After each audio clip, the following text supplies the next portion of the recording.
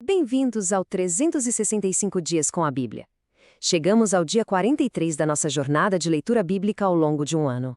As leituras de hoje nos levam para Êxodo, capítulos 18 e 19, para os Salmos 42 e 43 e também para o Evangelho de Mateus, capítulo 23.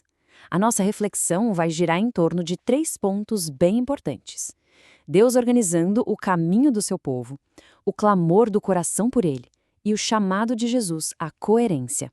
Para quem está chegando agora em nossa jornada, fica o convite para se inscrever no canal e acompanhar os próximos dias.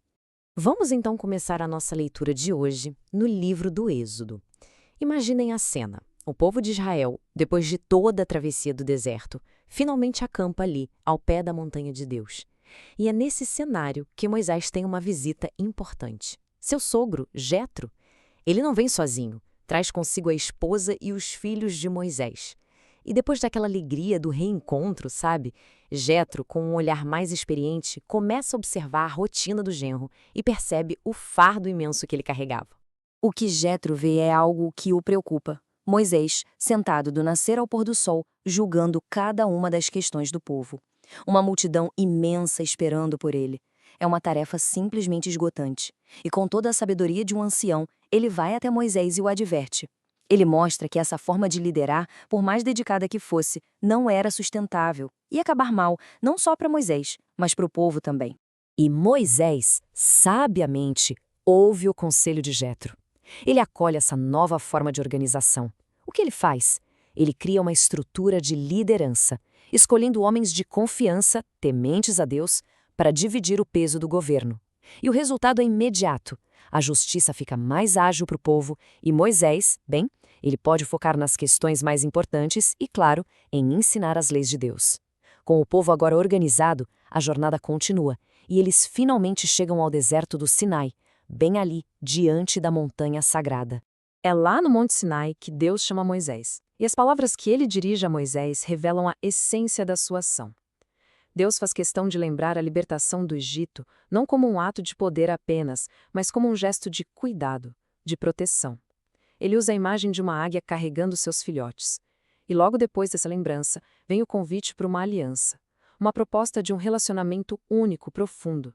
Mas tem uma condição: a escuta da sua voz e a fidelidade a esse pacto que está prestes a ser selado. E a promessa não para por aí. Israel é chamado para ser algo mais, uma nação santa, uma nação consagrada, inteiramente dedicada a Deus. A missão deles? Ser como um farol da presença de Deus no mundo. Moisés então desce do monte, reúne os anciãos e transmite exatamente essas palavras. E a resposta do povo? A resposta de uma só voz imediata: faremos tudo o que o Senhor disse. Com essa promessa feita, o povo começa a se preparar para o grande encontro. Seguindo a ordem de Deus, eles passam por um processo de purificação de 3 dias. E então, na manhã do 3º dia, a majestade do Senhor se revela de um jeito grandioso. Trovões, relâmpagos, uma nuvem espessa cobrindo tudo, o som forte de uma trombeta. O Monte Sinai inteiro treme e solta fumaça, porque o Deus Santo desceu em fogo para se encontrar com seu povo. Depois de testemunhar essa manifestação tão poderosa de Deus no Sinai, a nossa leitura agora faz um movimento diferente. A gente sai do coletivo, do grandioso, e volta o olhar para dentro, para o íntimo. Vamos mergulhar no clamor da alma que anseia por essa mesma presença divina. E é nos Salmos que encontramos essa voz, uma voz de alguém que sente uma sede profunda, de Deus, mesmo em meio à saudade e à aflição. O salmista aqui se encontra longe, longe de casa, longe do templo, e esse distanciamento traz um sentimento de opressão, de estar perdido. E na sua oração, o pedido não é só por libertação, é por direção. É um clamor para que a luz e a fidelidade de Deus se tornem um guia, um caminho que o leve de volta para casa, para o lugar da alegria, de volta para o encontro com o Senhor em seu Monte Santo.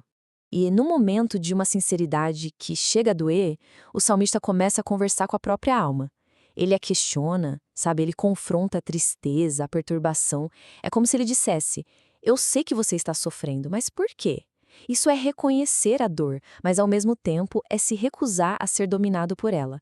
Essa pergunta ela abre um respiro, um espacinho lá dentro para a esperança poder entrar. E a resposta para essa inquietação toda não é um sentimento, é uma decisão. um ato de vontade, de fé. A alma é chamada a esperar em Deus, mas não é uma espera passiva de braços cruzados. É uma confiança ativa, que se alimenta da memória de quem Deus é e da certeza de que um dia o louvor vai voltar. É uma escolha consciente de olhar para além da dor de agora e firmar o coração em Deus, que é a salvação e a rocha segura. Sabe aquele clamor do salmista pedindo por luz e por verdade? Pois é, ele encontra um eco muito forte nas palavras de Jesus que vamos ouvir agora. No Evangelho de Mateus, a gente vê Cristo confrontando uma religiosidade que perdeu a alma. Ele faz um chamado firme à coerência, à verdade de alinhar aquilo que se mostra por fora com aquilo que se é de verdade no coração. Jesus usa palavras bem duras para denunciar a hipocrisia dos líderes religiosos da época. Eles eram super rigorosos com os detalhes, com os preceitos menores, mas acabavam esquecendo o que era essencial, o coração da lei de Deus. E Jesus faz questão de lembrar o que realmente importa: a justiça, a misericórdia e a fidelidade.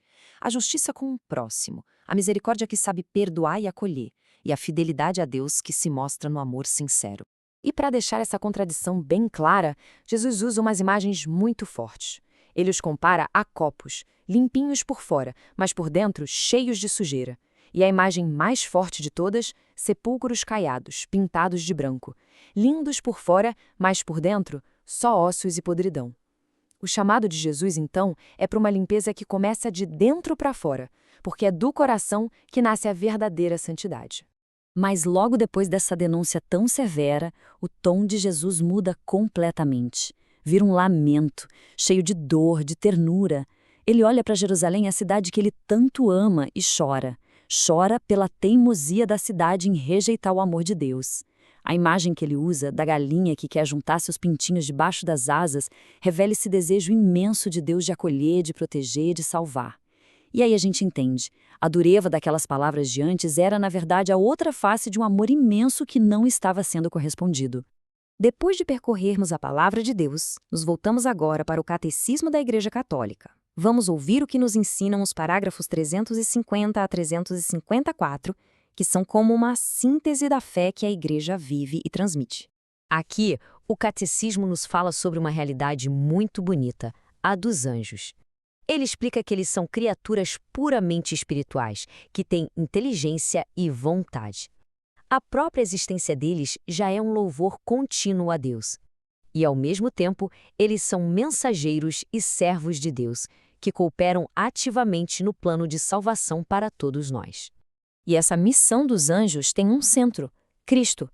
Os anjos o servem como seu Senhor, em todos os momentos da sua vida aqui na Terra, sabe?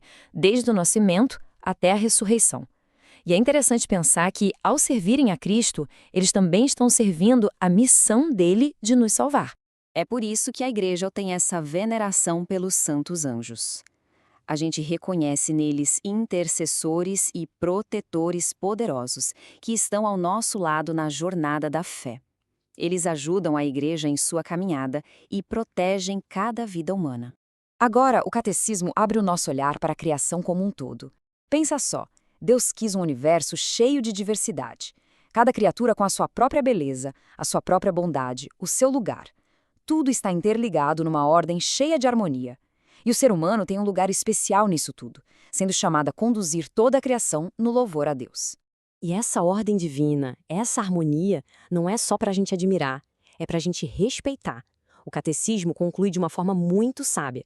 Diz que a verdadeira sabedoria e a base da vida moral estão justamente em respeitar as leis que o próprio Deus colocou na criação. Viver em harmonia com a natureza das coisas é viver em harmonia com o plano de Deus. Que jornada de hoje, não é?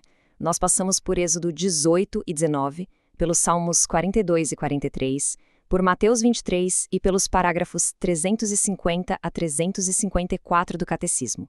E em tudo isso podemos ver como o desejo de Deus por ordem e por verdade se revela, seja na organização do povo, no clamor do coração, no chamado à coerência feito por Jesus e até na harmonia de toda a criação.